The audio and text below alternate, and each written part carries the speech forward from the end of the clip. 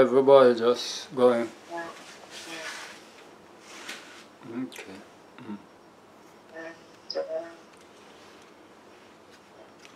Yeah, Jody's got something on at her church. I haven't heard from tomorrow, but they are in the midst of moving, so they'll be very busy. Oh, they're moving off.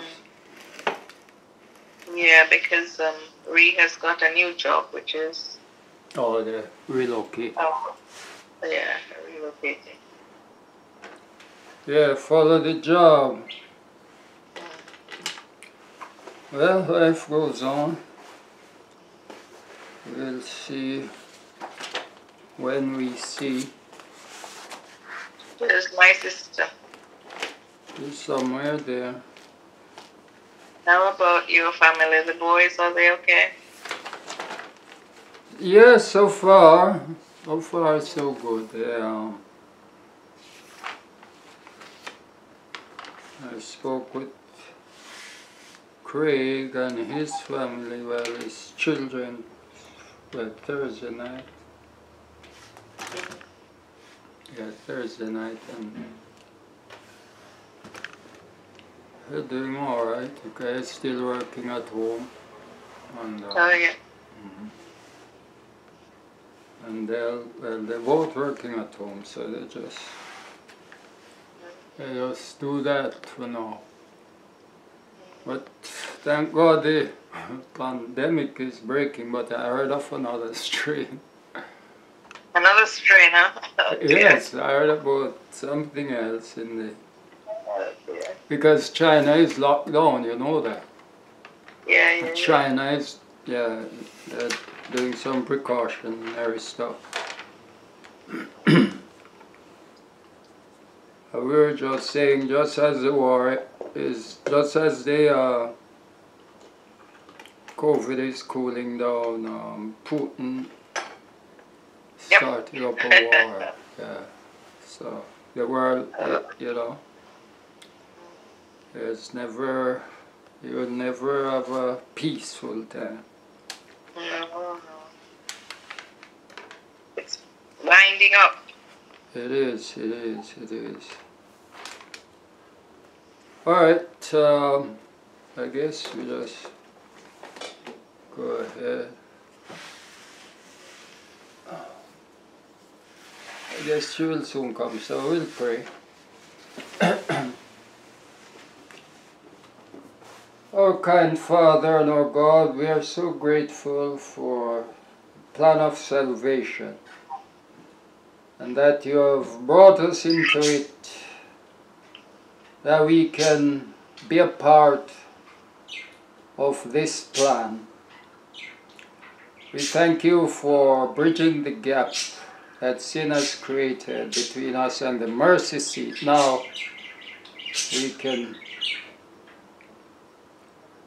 we can make such a connection, and there's mercy, there's life, there's deliverance from sin, shame, and disgrace. Bless us as we study even now. As we study this topic, we thank you that life is not the end of it. I mean, death is not the end of it all. And you have promised life eternal, and we thank you in Jesus' name. Amen.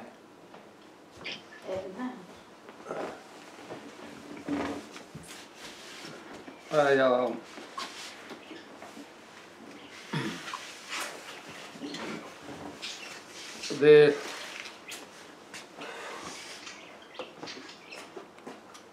The resurrection and the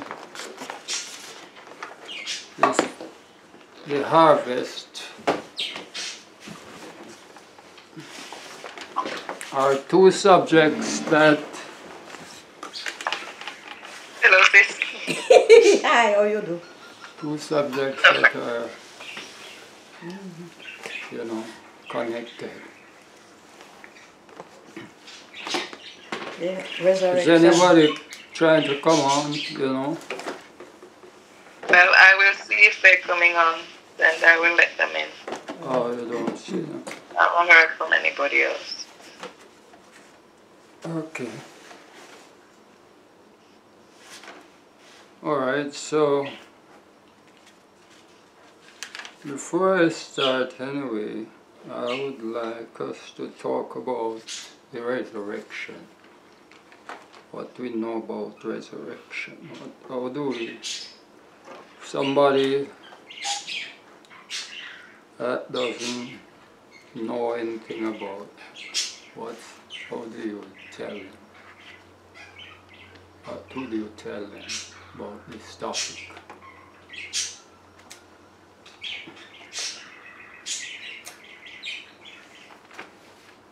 Resurrection. Are you meaning resurrection as a whole, or? Yeah, resurrection. Because there are different beliefs. We understand, and we did the state of the dead, so we sort of understand that part, but about the resurrection. Because I know even among us elders in the church that I spoke with believe that there are only two resurrections. Do you believe the same thing? Well, when we read Daniel chapter 12, verses 1 and 2, what we find is that there is a special resurrection where some people will be raised, some will be raised to everlasting damnation and some to everlasting life. So we know that's a special resurrection because it's not the resurrection of the just and it's not the resurrection of the wicked. Okay? And at that resurrection, remember when Jesus was being crucified, he said to it that hereafter you will see the Son of Man coming in the clouds. And when we read Revelation chapter 1, it says, behold, he cometh with clouds, and every eye shall see him, and they also which pierced him. So those people who crucified him will be able to see him coming in the clouds. But they are not going to go with him to heaven because they are not righteous. So obviously for them to see him coming in the clouds, they have to be raised from the dead. So there's that resurrection. And then that happens shortly before the general resurrection of the righteous, when he calls them forth from the grave. And then there's the, when they go with him to heaven, at that time, the wicked will be slain with the brightness of his coming. And then, after the millennium, there is another resurrection when the wicked are raised for their judgment. Okay. I believe that also. Well, that resurrection of Daniel 12, 1 to 3, 2 and 3, we'll go into it in details. And see the people really who are raised. Because yes, we know righteous and wicked came up. Yes. I forgot to say that actually all Seventh-day Adventists will be raised in that resurrection. Okay, alright. So, yes, so that resurrection is for those who died under the three angels' message. That's right. Okay. Alright. I believe that too. Any others? Where's John? Paula. Joy. Well, yes. Have you got a bird in your house? Yeah. Yes. I just want, I mean, I have to. Mute him. Oh, no, it's fine. I just wondered. What is it? It's one of those Parakeet. parakeet, but A parakeet. That's sweet. Yeah, we always had them 4 and they go down, yeah. some fly away from me and because Oh, put really? them outside sometime and play with them so Oh, really? and in the cage and they are them out there and like either fox or something it Oh, no. come and kill a couple of them. So only one leave now. Oh, dear. You get them from the pet shop? Yeah. Yeah. But sometimes they can be very noisy. We got parakeets in our garden. In the garden? Mm. Oh, I mean. You mean out of the cage? Well, they live wild round this area. Oh, I mean they just live. Oh. So we've got them, they come, we have bird feeders and they come and feed us. Yeah. Oh. Okay. We don't have them All wild. flocks of them, you know, loads of them. Huh? Flocks and flocks of them. Ah. Oh, Okay. Parakeet. Alright. So you have to get a companion for that one. Yes. Yes, we you plan really to need. get back home. Somebody said they lay an hatch in the cave, but I don't see that happening in this because they lay eggs. They lay eggs. They do lay eggs, but I don't see I don't see them going in the anything you give them, they tear it up. Oh, really? But have you got male and female? Or just females? Male and female. Yeah, that's why they lay, because they live on, you know, there are a lot of eggs over a period of time. They don't lay in the nest because there's a coconut husk, shell that, you know, the hole that they can go in and they're not doing that. Alright, back to this subject since we don't have anybody else. What are the resurrection we do know about? We talk about resurrection of a group of people, not those who were raised and died again, like Lazarus, not those. There was the resurrection of the people Jesus took to heaven with him. Right. When he That is in Matthew ascended. Right, Matthew 27. 52, we will look at that also. What are the resurrection? Alright. There was, of course, resurrection of Moses. Moses and Christ. I just have those as the two which would make it 7 resurrections. Resurrection of Christ and resurrection of Moses. Moses, yes, because there are 5 major resurrections before Christ comes. But normally, since Christ deals with 7, which is complete, that's where I find the 7. Where Moses and Christ would be the 2 with the 5 that we are looking at. Alright, so we just mentioned 5 really, right? Or 4. Well, we have one more to look at, and that's Ezekiel chapter 37.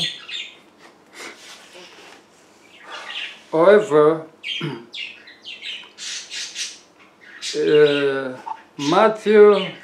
Daniel, since that was the first one, we just want to get some details of that. That there are there's a special resurrection, and according to the inspired word, it's those who will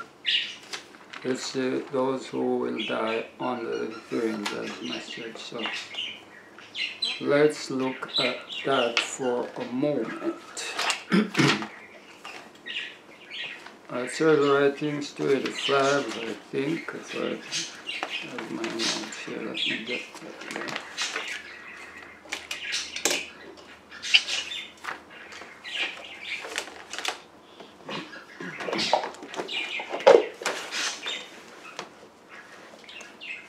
And then we'll talk about that.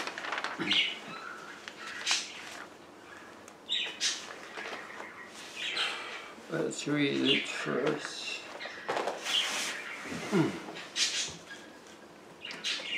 Let's read it first. Daniel 12.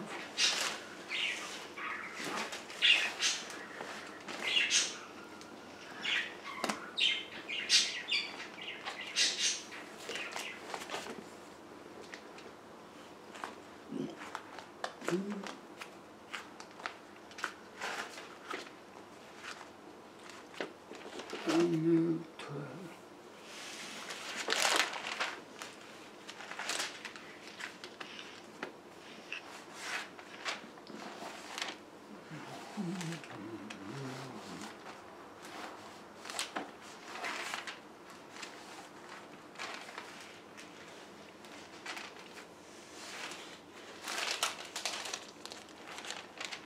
Come on, stuck in Ezekiel. Daniel 12, go ahead, read 1 it. and 2. Daniel 12, 1 and 2. And at that time shall Michael stand up, the great prince, which standeth for the children of thy people. And there shall be a time of trouble such as never was since there was a nation, even to that same time. And at that time thy people shall be delivered, every one that shall be found written in the book. And many of them that sleep in the dust of the earth shall awake, some to everlasting life, and some to shame and everlasting contempt.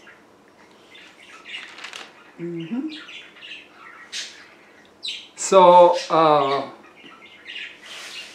what we're looking at is that God's people will be delivered, and this will be a part of the deliverance, right? Now, we know that Michael will stand up for the deliverance at that time. And there will be a time of trouble, such as never was.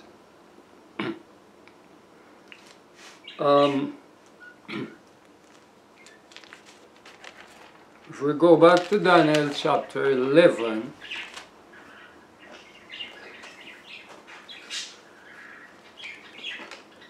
Daniel chapter 11,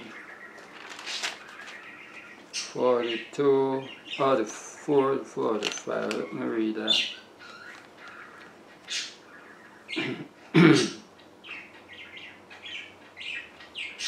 It says, but tidings out of the east and out of the north shall trouble him. Therefore he shall go forth with great fury to destroy and utterly to make away many. And he, verse 45 says, and he shall plant the tabernacles of his palace between the seas of the glorious holy mountain.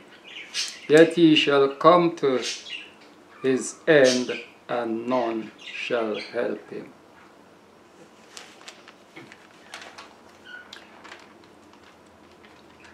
Daniel 11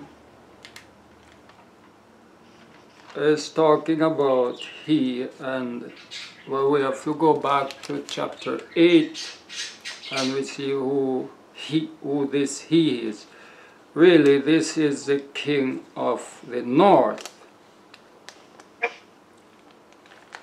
And we go back to chapter 8, if we were to go back there, we would see that Daniel had a vision regarding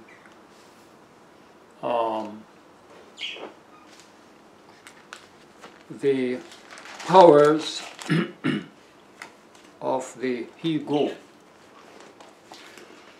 That started out with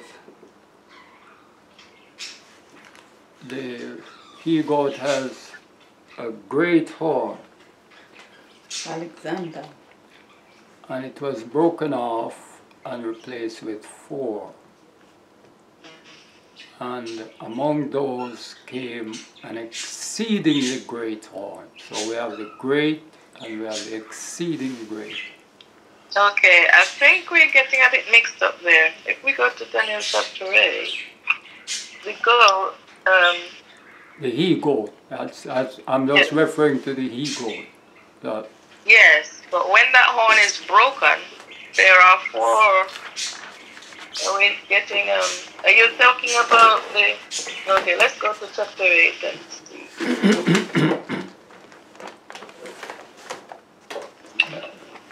Chapter 8, right? So he Yeah. said in the, chapter I 8. saw, and then it came to pass when I saw that I was at Shushan, and then I lifted up mine eyes, and behold, a ram, right? Yes. Had 2 No, horns. no, the ram is the sheep. They're talking about the goat. Okay. Go ahead. Oh, Go ahead. so I has presented. Hold on, I'll let her in. Hmm? Here we go. Go Yeah, ahead. so let's go to the goat then. Yes. And as I was considering, behold, an he-goat came from the west on the face of the whole earth, and touched not the ground, and the goat had a notable horn behind the eyes. And he came to the ram and so on. I saw him come close to the ram, and he was moved with choler against them, and smote the ram and brake his 2 horns. And there was no power in the ram to stand before him. So he was cast down to the ground and stamped upon him.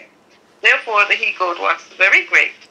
And when he was strong, the great horn was broken, and for it came up 4 notable ones. Yes, I'm saying So, they are these 4 notable ones were not as strong as the great horn. Because this was a great horn and then 4 notable ones. But I think what you're thinking about is the little horn, which comes later in the next kingdom. No, in Rome. well, it's the same goat. It's the same goat that there was one horn that came and it became the exceedingly great horn.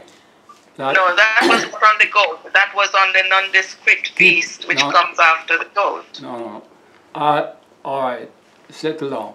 I'm saying that this goat had the great horn, and then 4 others, and then another horn. That because remember Daniel chapter 7 gives us the 4 beasts: Babylon, Media, Persia, Greece. But Daniel chapter 8. Are you saying the great horn was on the goat? Yes, because Daniel chapter. The exceeding great horn. Yes. Because shall we read the Bible? We're going to read it, but let me explain something. What I'm saying is chapter 7 gives us an account. Yeah. But when we go to chapter 8, that's why they use different beasts. It gives us a little more. But yes. Yes, I agree. Right. So because that's how the whole Bible is written. Actually, it starts in chapter 2 with the image, and then chapter 7 with the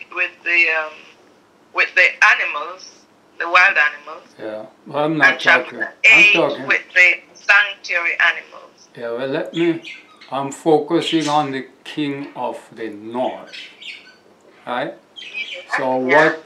The background of that is in chapter 8, which we are reading. Actually, I'm sorry. I'm sorry to say this, but you know what? I've just been studying Daniel with and I've seen things which I had never seen before. Amen. Which is from chapter 1, we are introduced to the King of the North.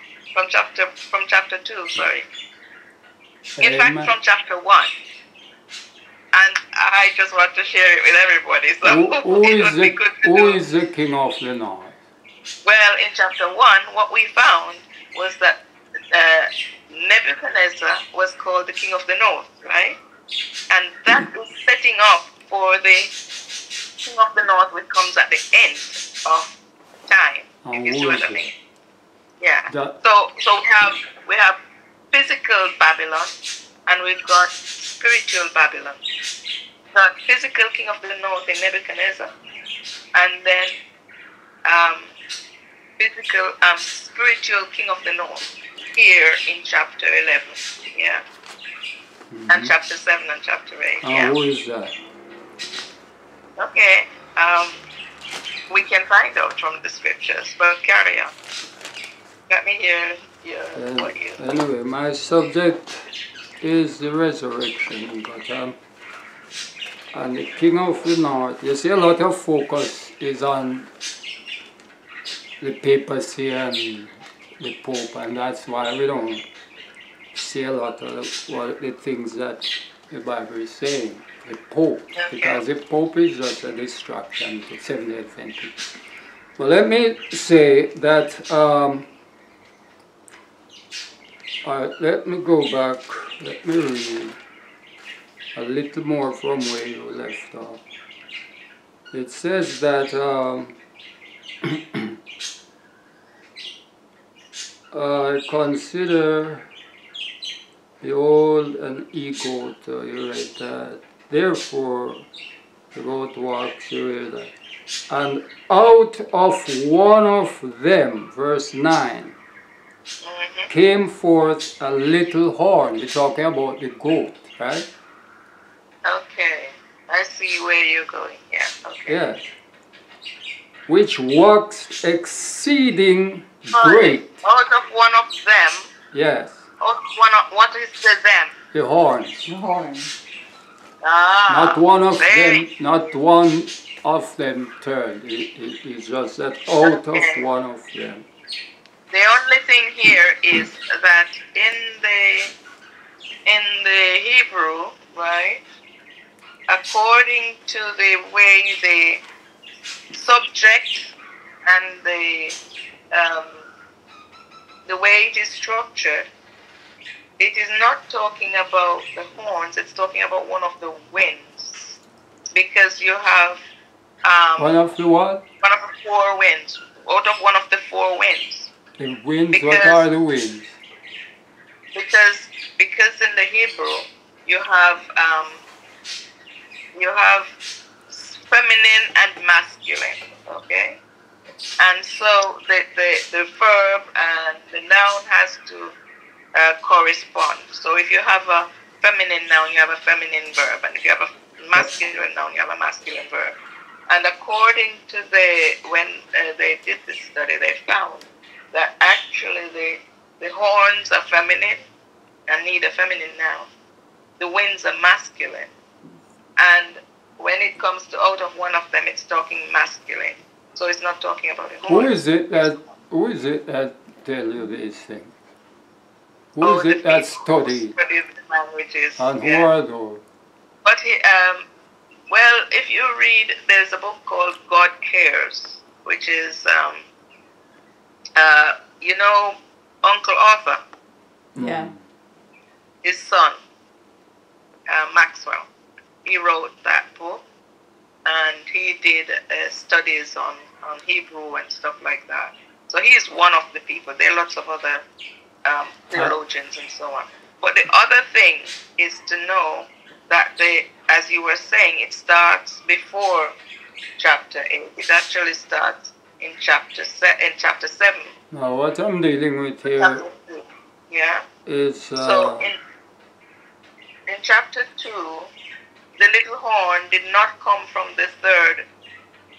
Chapter 2, what little horn in chapter 2? Sorry, in chapter 2 and chapter 7, you have these symbols, right? So if we go to chapter 7, you had the 4 beasts, yes? Why don't you let me do this and then you do your part, because that's a good idea. Yeah. All right. So we're reading again. Verse 8. Therefore the he-goat waxed very great, and when he was strong, the great horn was broken, and from it came up 4 notable ones toward the 4 winds of heaven.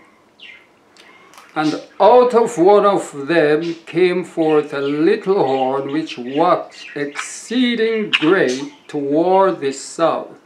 So here it is talking about the same thing, same subject, nothing changed. The 4 horns came, and those pointed to different areas, and we will talk about what that means. These are symbols, but it's telling us what the symbols are. And then another little horn came, and it waxed exceeding great toward. So this was a horn that goes south, right? And it goes toward the east and toward the pleasant land. The pleasant land. That is the kingdom. And it waxed great even to the host of heaven, and it cast down some of the host and the stars to the ground. So Daniel really got the vision, and he wanted to understand. So he prayed. We can see that in verse 9 and in verse 10. He got some more. And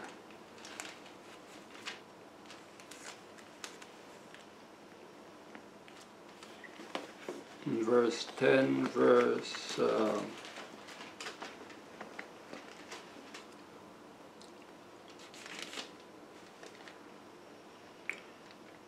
14, it says, "Now I am come to make thee understand what shall befall the people in the latter days.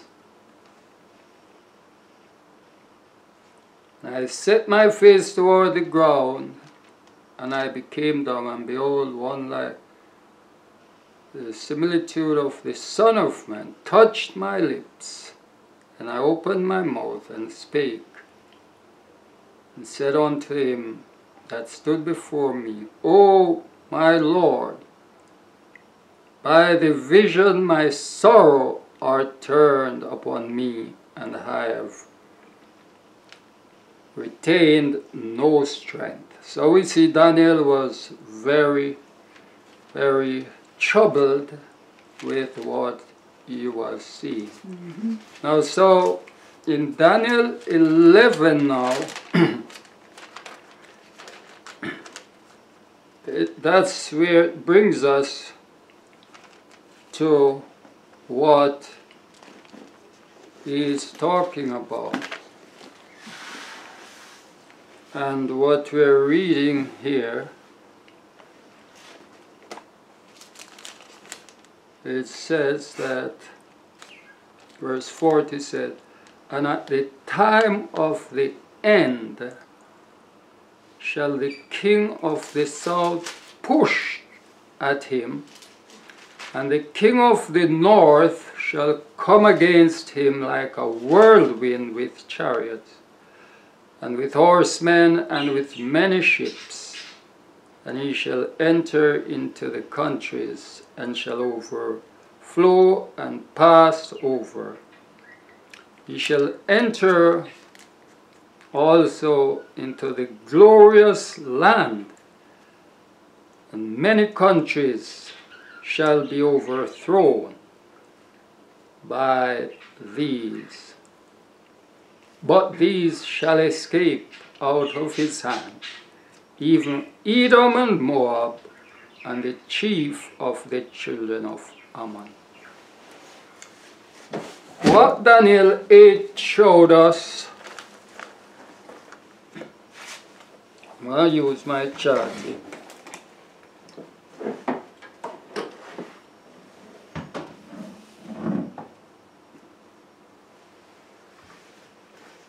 Daniel 8.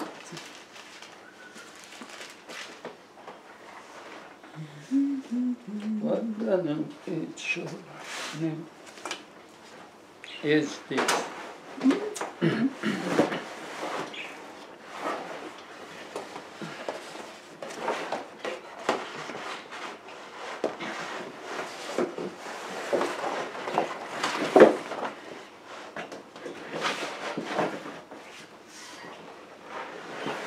Hi, Joy. Huh? Huh? Just saying hi to Joy. Oh, Joy, come on. Oh, yeah. Can you hear us, Joy? You're muted at the moment.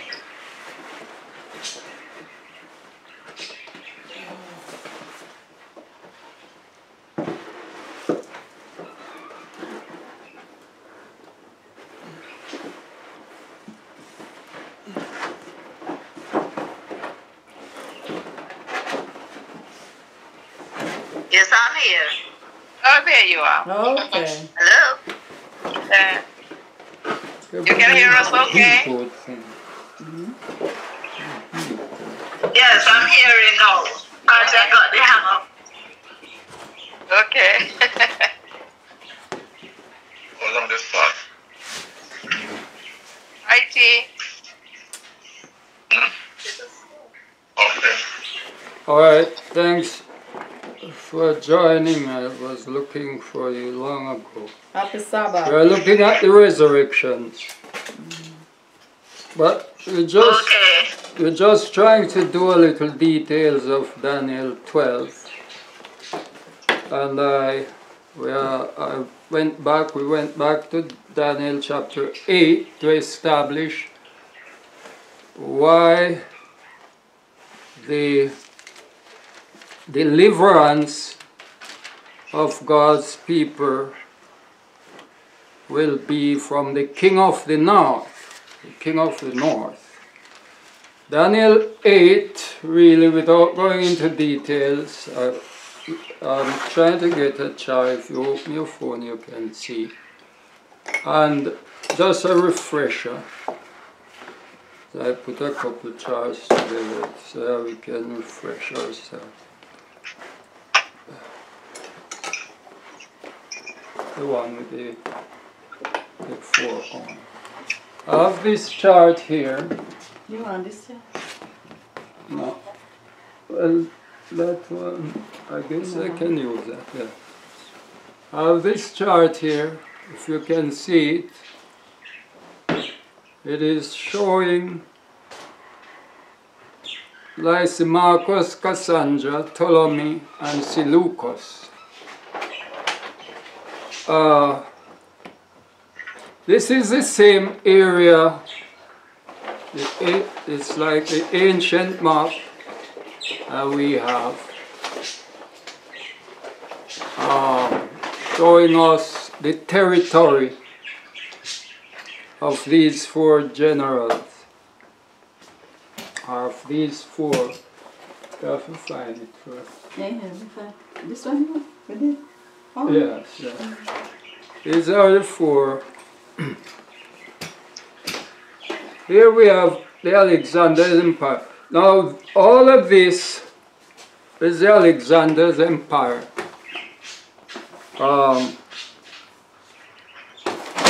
It is value seeing. Hello. I don't see Valerie. Yeah? You're not seeing my chart? Yeah, I've seen it. Yes. Okay, you're seeing it. Okay, the territory here, you're familiar with this area of the Middle East. The Middle East, of course, it is the same area, Egypt. Well, no, Egypt, that's Africa over there. Egypt right here. So all of this, what I've done with this chart is to show, well, let me go to the more ancient one. I've done here, Babylon in red, Medo-Persia in blue, Greece in brown, and Rome in black.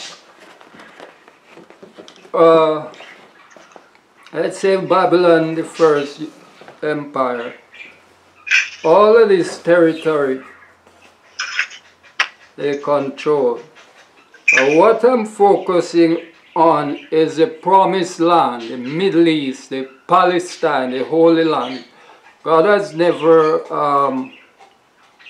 amended this law, this covenant with his people that was promised to Abraham and his people.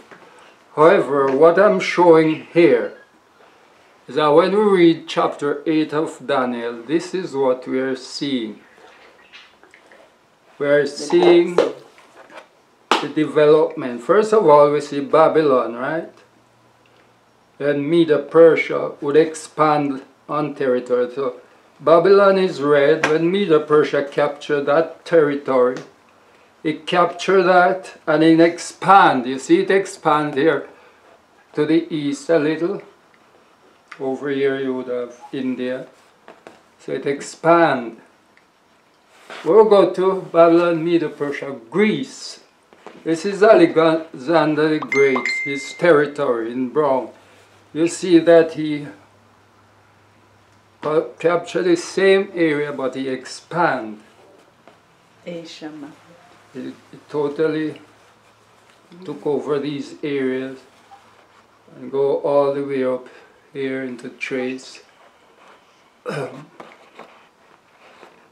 Alright, up to Europe. When Rome captured, they also expanded, and you can see the black area. But since I'm focusing on Alexander, this is where the rubber meets the road. When he died, the four horns of Daniel chapter 8 are representing Cassandra, Seleucus, Ptolemy, Lysimachus. Of course, Lysimachus was, I think Arsilicus, one of them, but you can check, research that. One of them overtook one another, so it became one.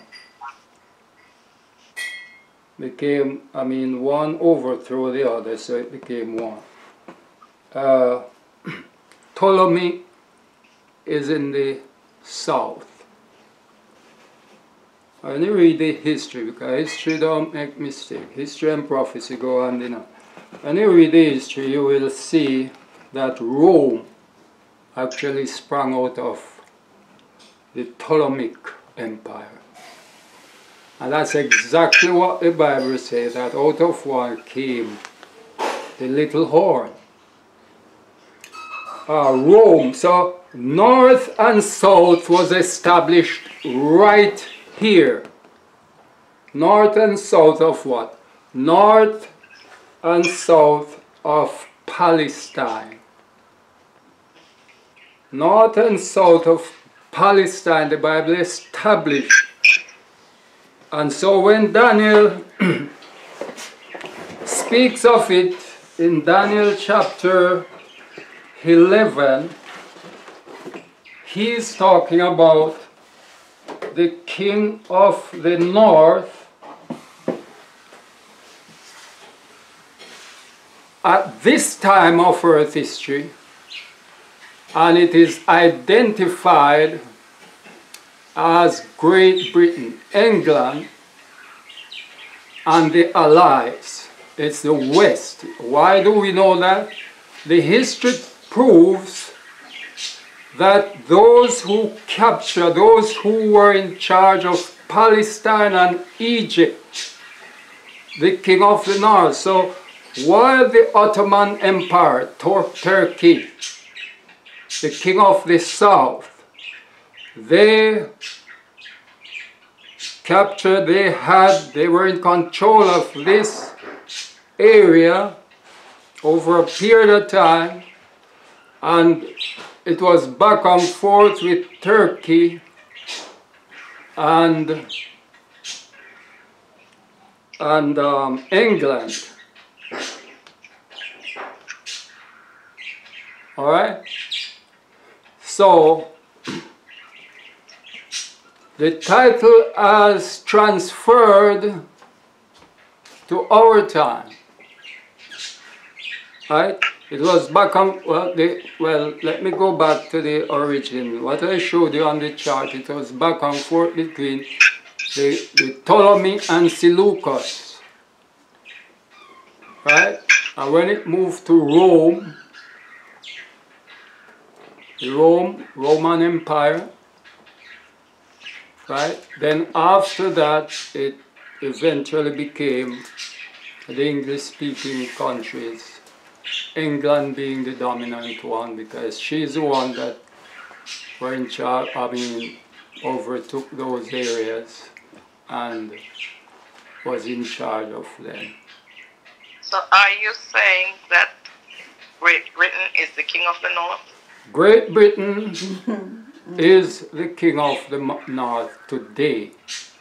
Great Britain and America, well, that power after, bear with me, after World War II, the power was with America. That's why America, including the British and her allies, all the Christianized nations, are the king of the north. They are the same Assyrian nations, because the king of the north cannot be exempt or cannot be explained differently from the Assyrian nation, because you follow the king of the north the same way you follow the Assyrian nation. And if you notice that Assyria, the Assyrian will break a confederacy which took place in the Middle Ages, the pagan Christian confederacy. But Assyria, which is the king of the north, will plant her tabernacle in the promised land. And Assyria doesn't exist anymore. Yeah, but you have modern Assyria. And okay, it is the same king of the north. But a few things wrong with that. And the first one is that Daniel chapter 8 definitely says that this little horn becomes exceedingly great. That's right. So it was greater than the horn before it, which was Alexander. Alexander conquered the whole known world. Yeah. Alexander. Well, he didn't conquer the whole, because he died regretting that he didn't conquer. The other thing is that the king of the north goes against God's people. The king of the north goes against God's people, right? Yeah, that's what we're talking about. We know from the prophecies that the king of the north is going to enter the glorious land, which is symbolically, prophetically God's people. He's going to try.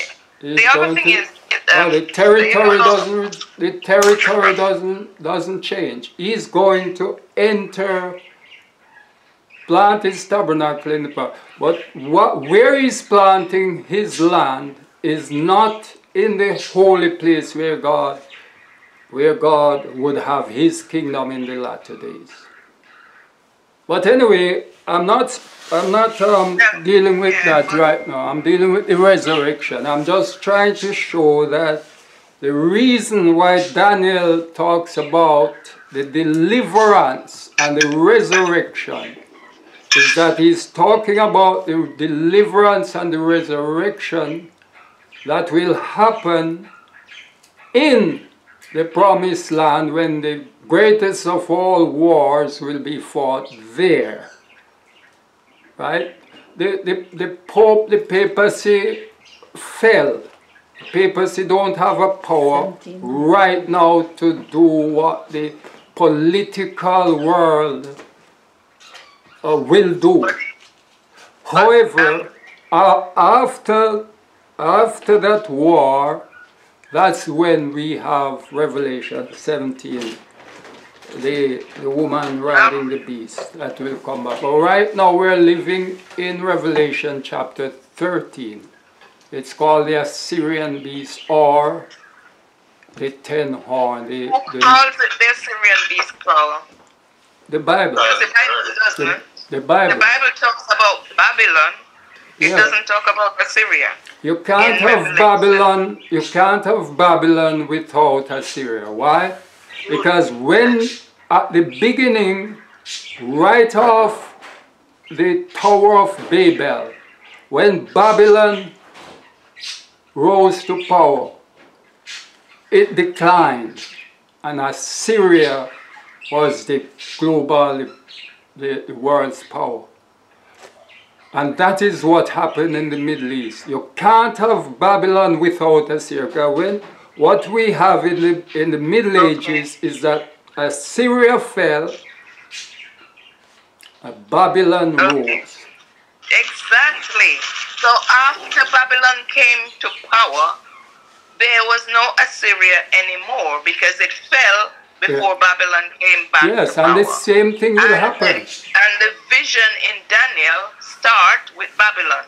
They don't start with Assyria. The vision in Daniel start with Babylon. The visions in Daniel start with Babylon. Which vision? Because Nebuchadnezzar was wondering what would happen in the future. That's what Daniel says in chapter 2. And he said, the Lord is showing you what will happen. Okay? And what will happen is from, it starts with Babylon. That's why the dreams, it says, thou art the head of gold. And that's why we know that the ram, not the ram because that's Mega Persia, the first beast in Daniel chapter 7 denotes Babylon. Okay? Because the dream starts with Babylon. It starts with Babylon, but because Assyria.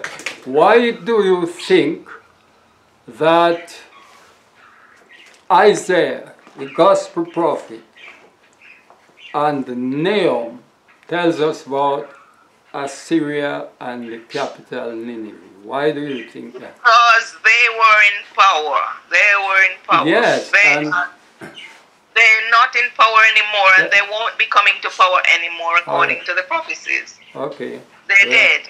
You. Let me tell you something. That Babylon, if you don't have the political power, Babylon is a religious power. Let me tell you that. If you don't have the political, I agree. right, and that's why you have to have the political power to join with the religious power, and that is what is called a confederacy. Babylon is only depicting the religious. Well, that's right. I agree with you. Right. I agree with you. Right. But all right, so that's not our subject. Babylon and so you're thinking Assyria is the. So no, I'm not Babylon thinking. is the political. You're saying Assyria is the religious. Assyria, no, Babylon is Where does religious. Assyria come Babylon is modern. Modern Babylon is religious. Modern papacy. Religious. Oh, Yeah. okay. I'm All getting confused. No, but Yeah, that's because that's not our subject, but I'm telling you that that's not our subject. I'm just using it to show that in this deliverance, this resurrection of Daniel 12, all right. the living and the dead will be delivered. The dead will be delivered as Seventh-day Adventists. Hold on. Just to say, we've got 6 minutes. So Okay. when we stop, just Come go on. on again and we'll do another round, yeah? Okay. So the deliverance, just to clinch it, the deliverance of Daniel 11 is the deliverance of Seventh-day Adventists living, that's Yeah. 144,000, and the Yeah. deliverance of those who died. That's why Yeah, the the resurrection of those who died. Yeah, the yeah, resurrection. So yeah. that's what we.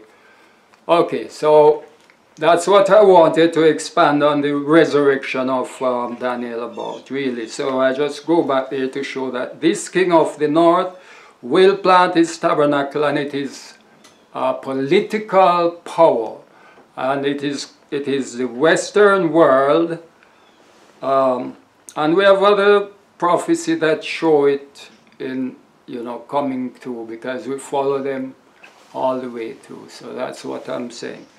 All right, the next one I want to expand on is the one, as you mentioned, Christ brought a multitude from the grave of those who died from the beginning.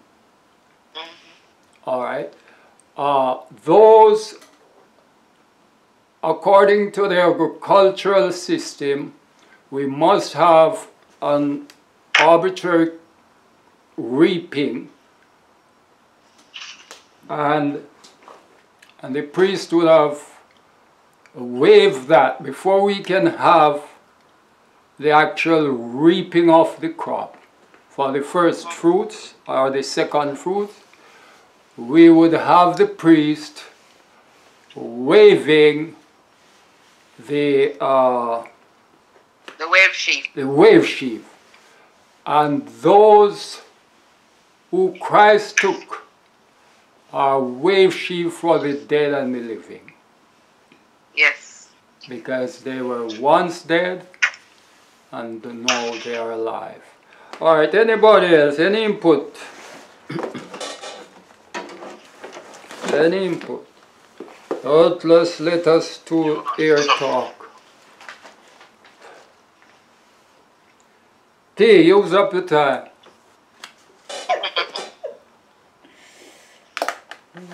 I want to be involved. Alright, so those two, and the next one we'll go to after the break is Ezekiel chapter 37, because we are familiar with 1 Thessalonians 4, 16 and 17. All right. So when this breaks, just log in with the same details again. Okay. We'll just go from there. But all right. That's an interesting one, Ezekiel, because yeah. Yeah. I'm anxious to hear that one. You're anxious to hear that? Okay. All right, I have another choice. All right, I'll tell you what I'll do. I'll just end this one, and then we can, because we only got 2 minutes. Okay. So I'll end this one, and you just log on again. Yeah. All right. All right, Joy, did you get that? Thank you, God. Joy?